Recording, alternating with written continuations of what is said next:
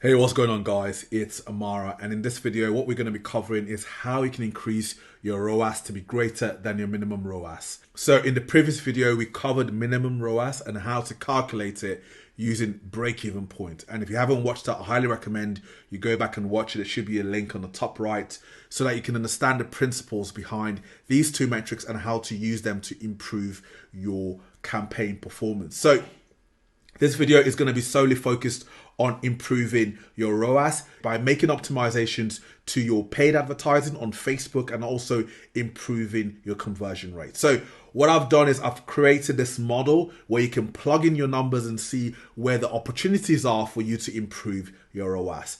So let's go through each and every metric in here so that you understand exactly what they mean in order to help you understand what you need to optimize to improve your ROAS and then make it greater than your minimum ROAS. So starting from the top to the bottom, target revenue is a revenue you want to generate, right? So in this case, we're selling 10 items and the amount we're selling it for is $25. So we're going to be generating $250. The contribution margin is basically our selling price minus our cost of goods sold minus our CPP, so the cost of actually selling that product on Facebook. So this is how much Facebook is going to charge us right now based on our campaign performance to sell that product. So that's our contribution margin, and these are the number of items sold. So in this document, what I've done is these are the items you can change, and these are actually calculated values. So you can change these items. You can determine, okay, look, this actually doesn't matter. You can actually just make it 1, and the other items don't really change.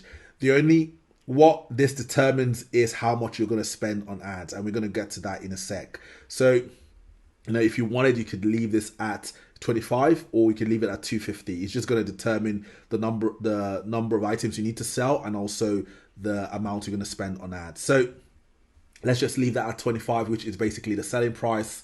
Where were we? So the number of items sold is 1 in this case. So the CPM is cost per 1,000 impressions, and this is usually what Facebook would charge you to show your ads to 1,000 prospects, so to show 1,000 impressions on its platform of your ad. So here I've put $6, and we've put a click-through rate of 2%.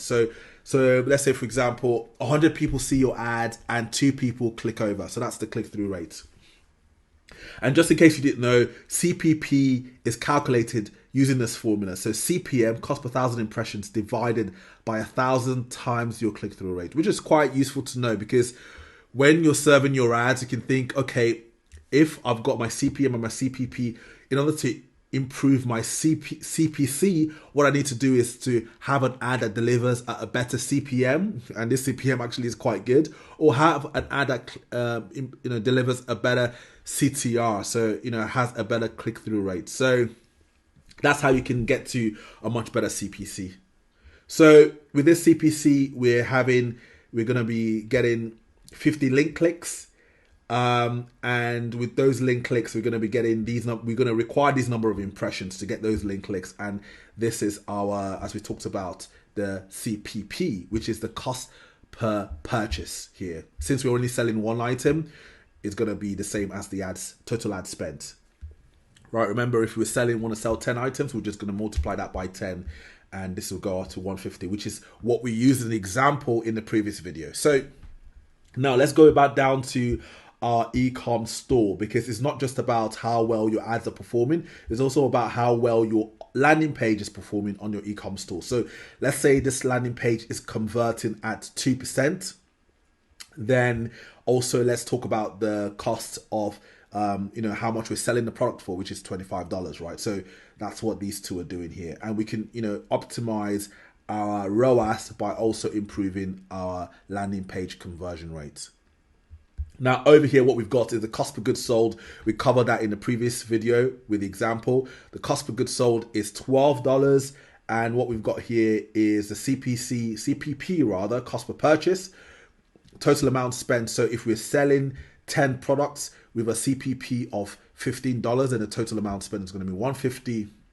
Remember, in the previous video, we talked about the fact that the break-even point is your selling price minus your COGS, which is essentially your gross margin. So it was $13, and that delivered a minimum ROAS of 1.92.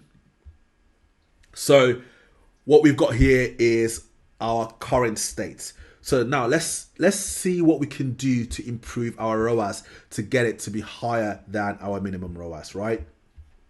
A couple of things we could do is we could improve the creative. So we can improve either the image or the video or the copy that we've served in order to improve these two values. So we could optimize our copy, we could optimize our creative in order to either reduce our CPM or increase our CPP, CTR rather. So if we improved our creative, and let's say that creative led to a CPM of $5, now we can see the impact it has on our ROAS. Now our ROAS has gone up to $2. So that's one way you could do it. You could look at how you can improve your CPM. Now let's put the CPM back to what it was before. So another way you could do is to look at improving your CTR. Let's say rather than 2%, your CTR is at 2.5. So out of 100 people, 2.5 people basically click over. And in that case, what you have is a ROAS that increases to the point where it's greater than your minimum ROAS, right? So that's one thing you could do. Alternatively, let's say you've got the best, creative that you can deliver. You've kind of run out of ideas on how you can improve the conversions how you can improve the performance of your Facebook ads. And you're thinking, I'm better off improving my landing page. Let's say my landing page, has a lot of work to be done on it. Let's say it doesn't really look good. So you think you can actually eke out more performance on your landing page than your ads. Then let's say you improve your conversion rate by, 1%. So here it's converting at 2. A really good conversion rate, it would be above 3%, but on average, you should expect your conversion rates to be 2 to 3%. 2 to 3% is industry standard, but if you really want to make sure that your landing page is killing it, then you want to be aiming for above 3%. So 4-5%. So in this case, let's just increase it to 3%. Now you can see that our ROAS goes above our minimum ROAS. So this is just a model that's going to help you decide what to improve, right? So, if you're plugging the numbers here, you can then see, okay, look, if I improve my CTR, this is how my minimum ROAS is going to go, or my ROAS is going to go above my minimum ROAS, or if I improve my conversion rate, this is what's going to happen. And that way you can model things before you actually start running your ads. Or even if I started running your ads, if you come in here and plug in the numbers and then see what happens when you change things up, right? So you're conducting a simulation of what would happen if you were to change things up.